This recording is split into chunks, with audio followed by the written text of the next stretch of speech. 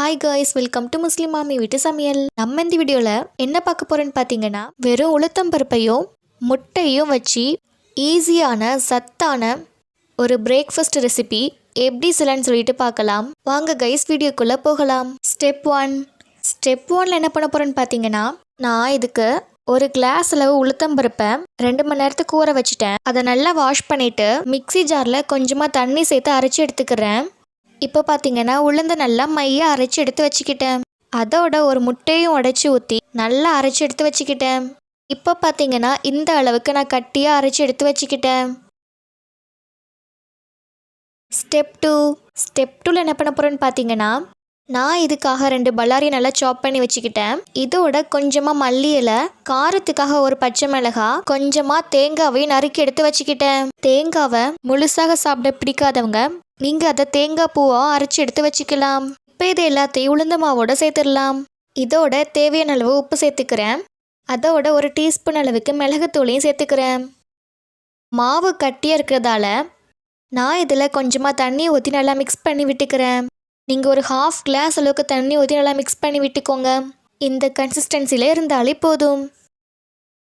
Step 3 என்ன பண்ண போகிறேன்னு பார்த்தீங்கன்னா, நான் இந்த டிஷ் செய்ய குழிப்பணியார பேன் தான் எடுத்துக்கிறேன். பேன் நல்லா சூடானதும் நான் இதில் எல்லா குழிலையும் நல்லெண்ணெயை ஊற்றிக்கிறேன்.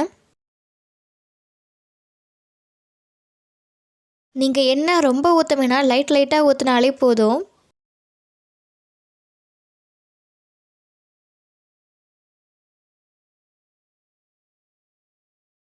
இப்போ இதில் நம்ம மிக்ஸ் பண்ணி எடுத்து வச்சுருந்த அந்த மாவை ஒவ்வொரு குழிலையாக ஊற்றிக்கலாம். இந்த மாதிரி குழி ஃபுல்லாகிற மாதிரி ஊற்றினாலே போதும். நீங்கள் மாவு ஊற்றும் போது கேஸை லோ ஃப்ளேம்லேயே வச்சுக்கோங்க.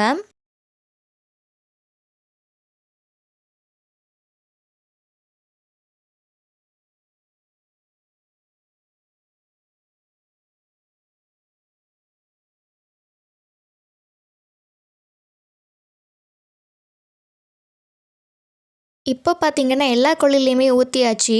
வெந்ததுக்கப்புறம் நீங்கள் இந்த மாதிரி இதை எல்லாத்தையும் திருப்பி போட்டுக்கோங்க. ஒரு 3 மினிட்ஸில் பார்த்தீங்கன்னா எல்லாமே நல்லா வெந்துடும்.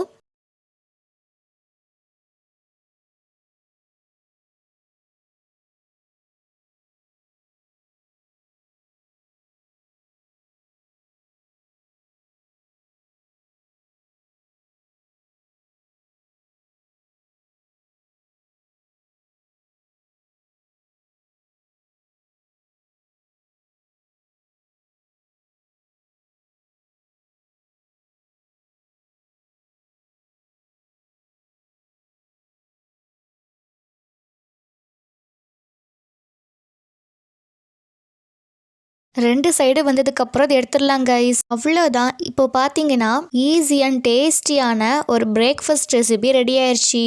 இதில் உளுந்து, முட்டை, தேங்காய் எல்லாம் சேர்த்துக்கிறதால நல்ல சத்தானது, போன்ஸுக்கெல்லாம் ரொம்ப நல்லதும் கூட. இதை நீங்கள் சுட சுட தேங்காய் சட்னியோட வச்சு சாப்பிட்டீங்கன்னா டேஸ்ட்டு சூப்பராக இருக்கும். இதுக்கு நீங்கள் தேங்காய் சட்னி, சாம்பார், சால்னா கூட வச்சு சாப்பிட்டுக்கலாம். டேஸ்ட்டு சூப்பராக இருக்கும். எப்பவும் செய்கிற மாதிரி இட்லி தோசை செய்யாமல் இந்த மாதிரி டிஃப்ரெண்ட்டாக செஞ்சு உங்கள் சமையலை அசத்துங்க. வீடியோ பிடிச்சிருந்தா லைக் பண்ணுங்கள், சப்ஸ்கிரைப் பண்ணுங்கள். தேங்க்ஸ் ஃபார் வாட்சிங்.